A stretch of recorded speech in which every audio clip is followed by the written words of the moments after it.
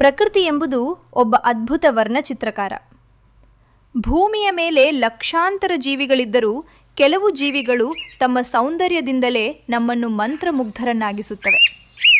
ಅಂತಹವುಗಳಲ್ಲಿ ಪ್ರಮುಖವಾದುದು ಈ ನವರಂಗ. ನೋಡಲು ಪುಟ್ಟದಾಗಿದ್ದರೂ ಮೈ ತುಂಬ ಮಳೆಬಿಲ್ಲಿನ ಬಣ್ಣಗಳನ್ನು ಹೊತ್ತು ತಿರುಗುವ ಈ ಹಕ್ಕಿಯನ್ನು ಒಮ್ಮೆ ನೋಡಿದರೆ ಸಾಕು, ನೀವು ಫಿದಾ ಆಗೋದು ಗ್ಯಾರಂಟಿ. ಇವತ್ತಿನ ವಿಡಿಯೋದಲ್ಲಿ ನಾವು ಈ 9 ಬಣ್ಣದ ಹಕ್ಕಿ ಅಥವಾ ಇಂಡಿಯನ್ ಪಿಟ್ಟಾ ಬಗ್ಗೆ ನಿಮಗೆ ಗೊತ್ತಿರದ ಕುತೂಹಲಕಾರಿ ವಿಷಯಗಳನ್ನು ತಿಳಿಸಿಕೊಡಲಿದ್ದೇವೆ. ಈ ಹಕ್ಕಿಗೆ ಸಂಸ್ಕೃತ ಮತ್ತು ಹಿಂದಿಯಲ್ಲಿ ನವರಂಗ್ ಎಂದು ಕರೀತಾರೆ. ಇದರ ಅರ್ಥ 9 ಬಣ್ಣಗಳು: ಹಸಿರು, ನೀಲಿ, ಹಳದಿ, ಕೆಂಪು, ಕಪ್ಪು, ಬಿಳಿ, ಹೀಗೆ ಪಟ್ಟಿ ಬೆಳೀತಾ ಹೋಗುತ್ತದೆ. ವಿಜ್ಞಾನಿಗಳು ಇದನ್ನು ಪಿಟ್ಟಾ ಬ್ರಾಚ್ಯೂರಾ ಎಂದು ಕರೀತಾರೆ. ಪಿಟ್ಟಾ ಎನ್ನುವುದು ತೆಲುಗು ಮೂಲದ ಪದವಾಗಿದ್ದು ಇದರ ಅರ್ಥ ಪುಟ್ಟ ಹಕ್ಕಿ ಎಂದು. ದಕ್ಷಿಣ ಭಾರತದ ಕಾಡುಗಳಲ್ಲಿ ಇವು ಅತಿ ಹೆಚ್ಚು ಕಂಡುಬರುತ್ತವೆ. ನವರಂಗ ಹಕ್ಕಿಗಳು ಹೆಚ್ಚಾಗಿ ನೆಲದ ಮೇಲೆಯೇ ವಾಸಿಸುತ್ತವೆ.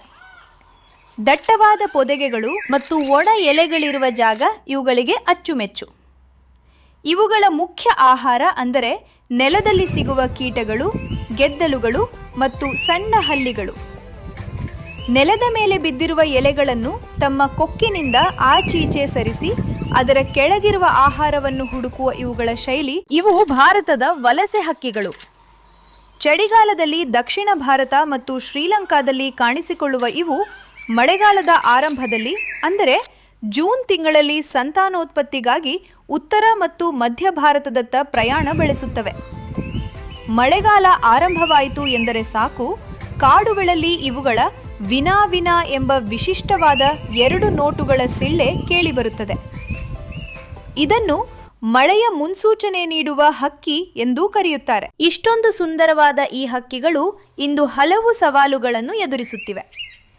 ಕಾಡುಗಳ ನಾಶ ಮತ್ತು ಹವಾಮಾನ ವೈಪರೀತ್ಯದಿಂದ ಇವುಗಳ ವಾಸಸ್ಥಾನ ಕಡಿಮೆಯಾಗುತ್ತಿದೆ. ವಿಶೇಷವಾಗಿ ವಲಸೆ ಹೋಗುವ ಸಮಯದಲ್ಲಿ ಇವು ಎತ್ತರದ ಕಟ್ಟಡಗಳಿಗೆ ಡಿಕ್ಕಿ ಹೊಡೆದು ಸಾವನ್ನಪ್ಪುವ ಘಟನೆಗಳು ನಡೆಯುತ್ತಿವೆ.